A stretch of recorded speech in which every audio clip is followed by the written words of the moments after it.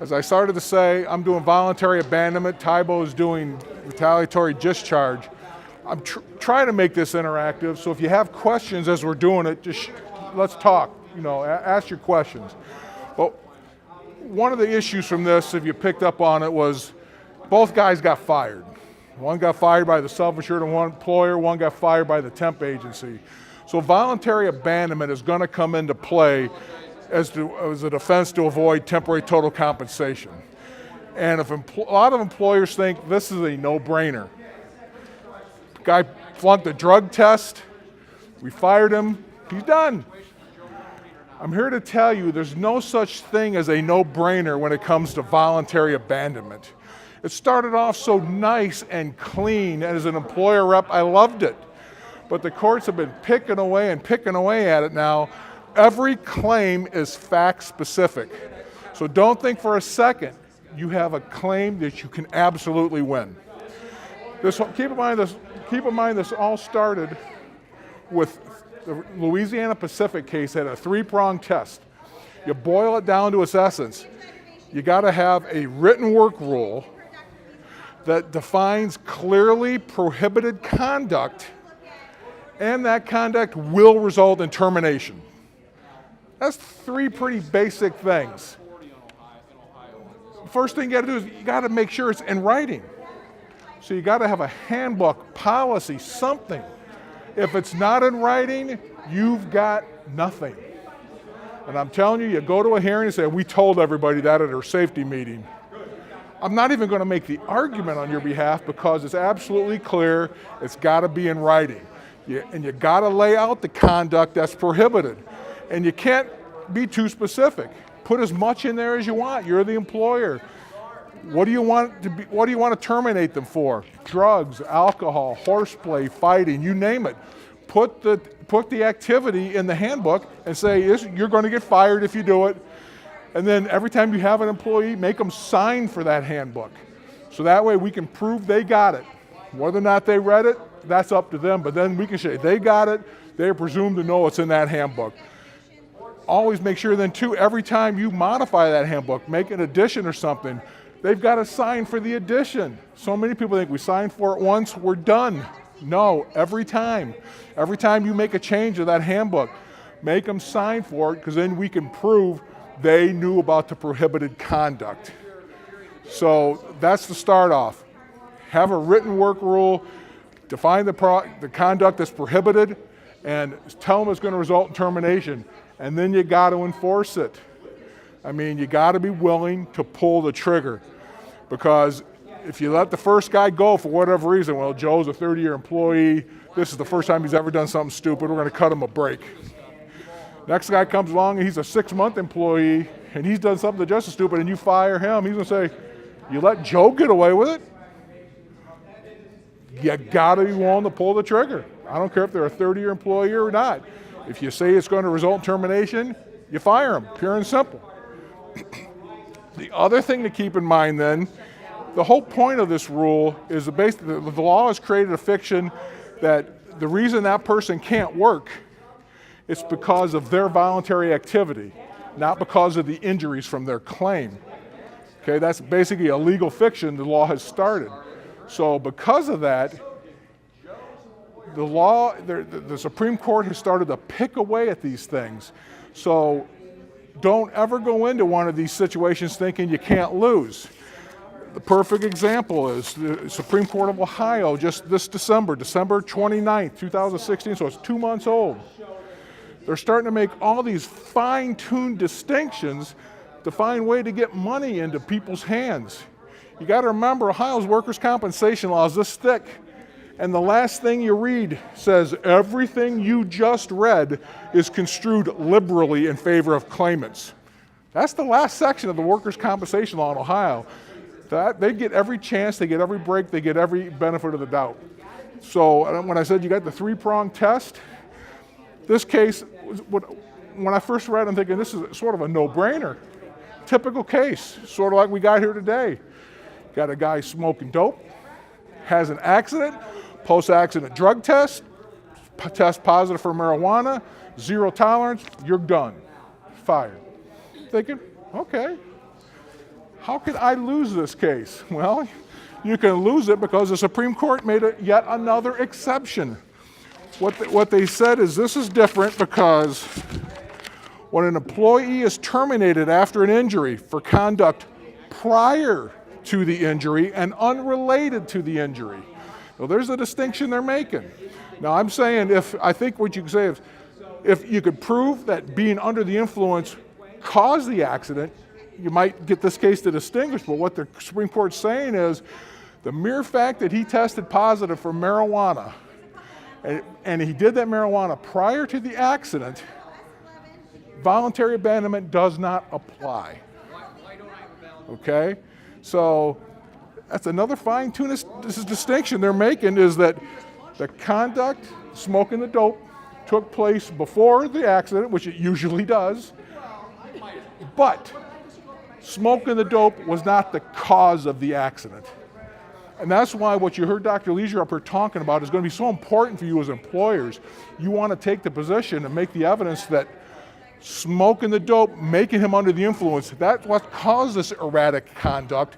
That's what caused this injury. So many employers think, we have our post-accident drug tests, we're doing what we need to do, that's all you need. It's just not the case. Post-accident drug tests are nice, but it's not enough. Go the extra step, you hire an IME doctor like Dr. Leisure, and you get evidence that this accident never would have happened if they weren't under the influence of drugs. Because keep in mind, this case is 2 months old, and it's in a long line of cases where the Supreme Court just keeps chipping away at Louisiana Pacific. It's harder and harder for employers to win voluntary abandonment cases. So the other thing I want to make you aware of, because this has happened to me not that long ago, so many employers think, well, if you win a voluntary abandonment argument, you're done. I never have to pay TT because that person's now fired.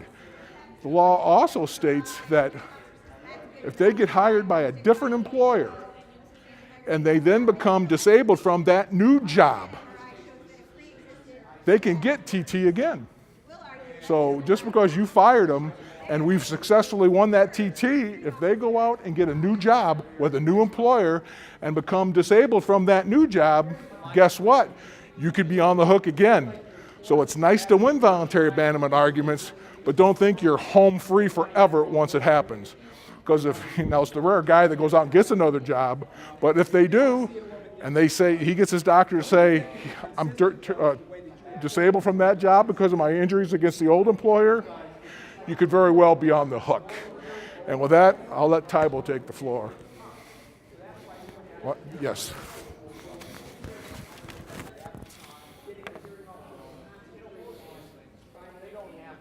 Soon I can get it out of my pocket. There you go. You got it? Yep.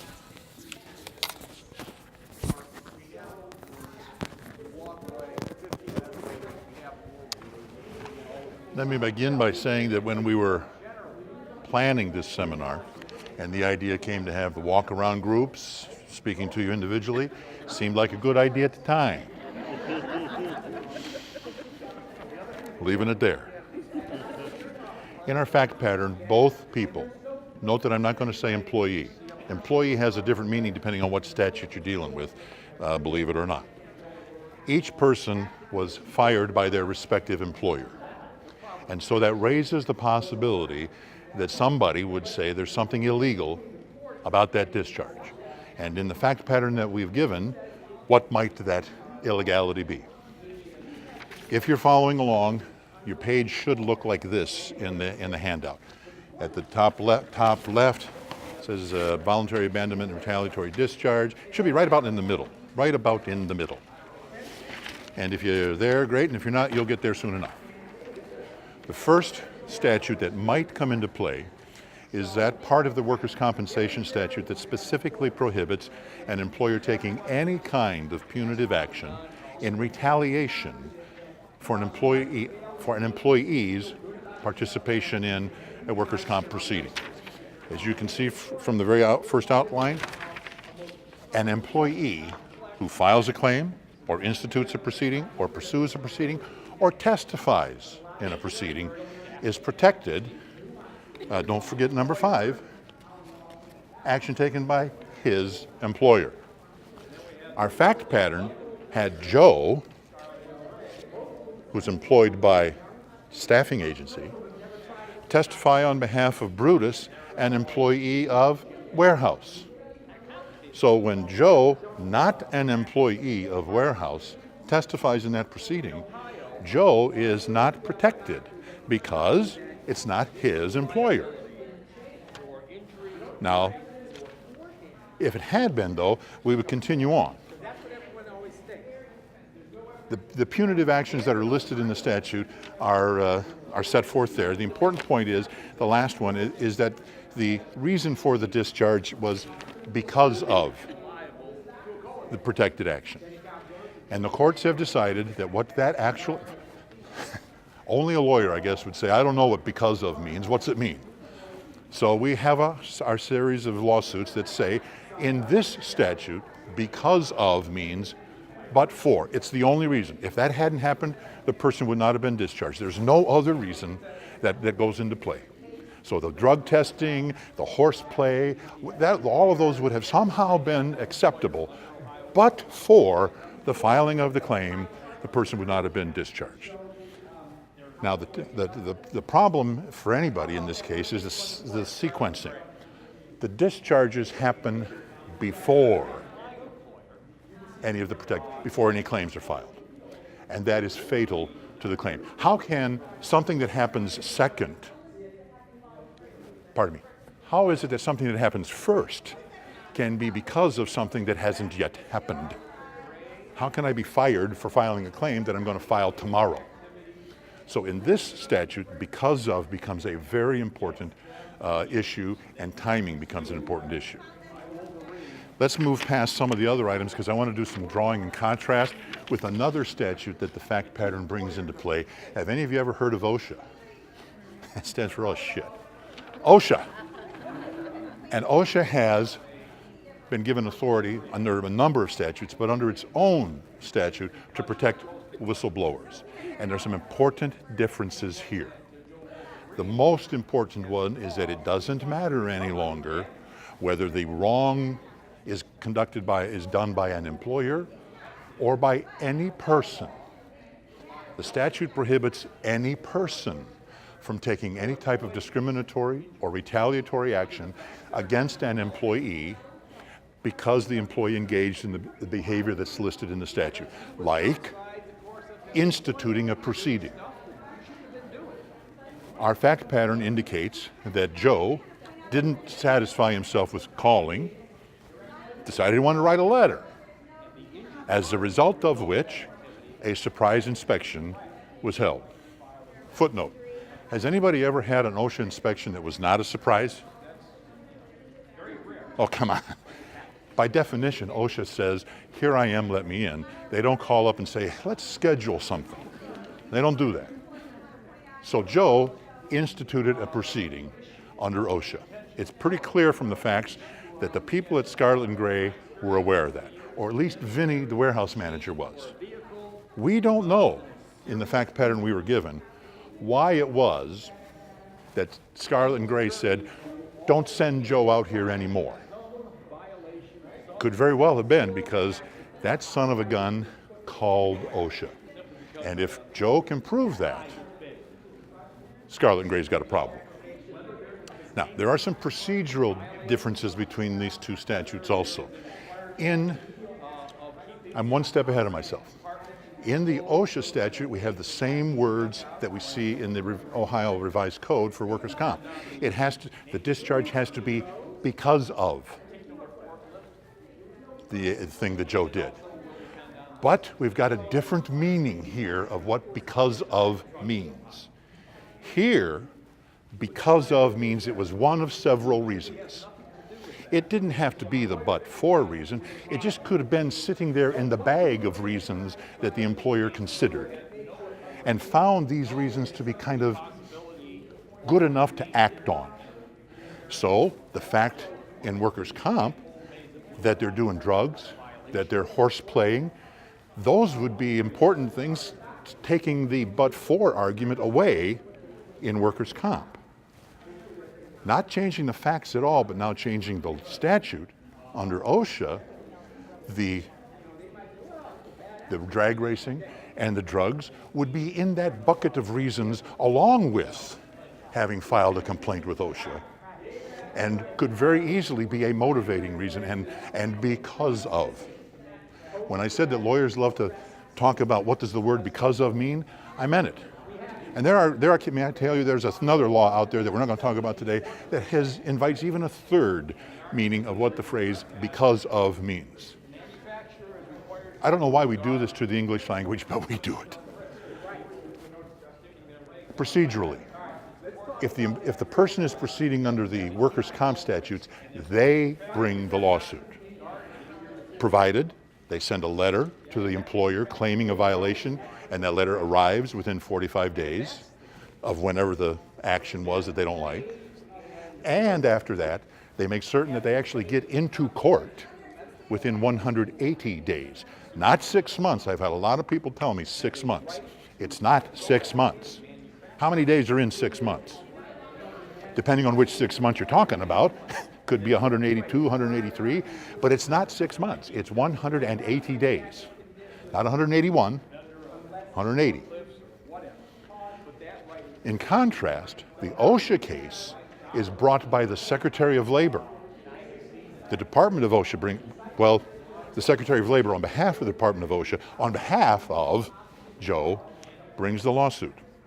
And so you're in federal court, you're in all the extra proceedings that go on there, costs skyrocket. It's quite a nasty event. Some of the things that can be, what are the remedies? What can people do about it? There's a lot of similarity between the statutes. For example, if it was a firing, you can order them reinstated, make up their back pay.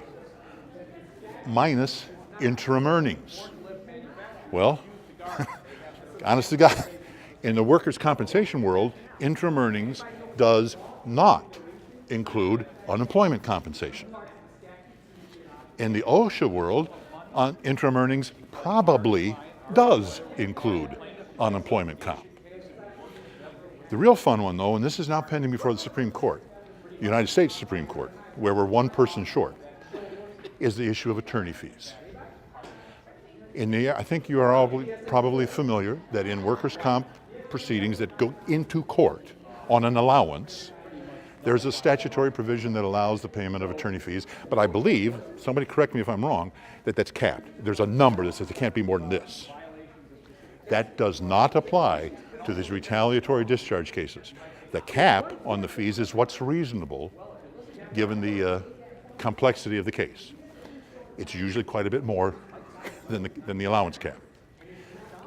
Now, over on the OSHA side, the question arises, well, wait a minute. Joe didn't hire a lawyer. The Secretary of Labor, through the auspices of the United States Department of Justice, filed the lawsuit. Taxpayers? Anybody here a taxpayer? We are paying those attorney fees because that's where the Department of Justice gets their money. Can a successful lawsuit can the Department of Justice have its fees reimbursed by an offending employer under OSHA? That case is in front of the Supreme Court right now as to whether the answer is yes or no. Depending on what part of the country you're in right now, and that's why it's in the Supreme Court, there's a conflict. Out in well, I don't have to tell you what the result is out in California, do I? Out in California, the employer pays. In Ohio, currently, the employer does not pay unless the Department of Justice brought a frivolous lawsuit. Well, since we're talking about having won the lawsuit, it probably wasn't frivolous, was it? So we hope to hear from the United States Supreme Court on that soon, but we haven't heard anything yet.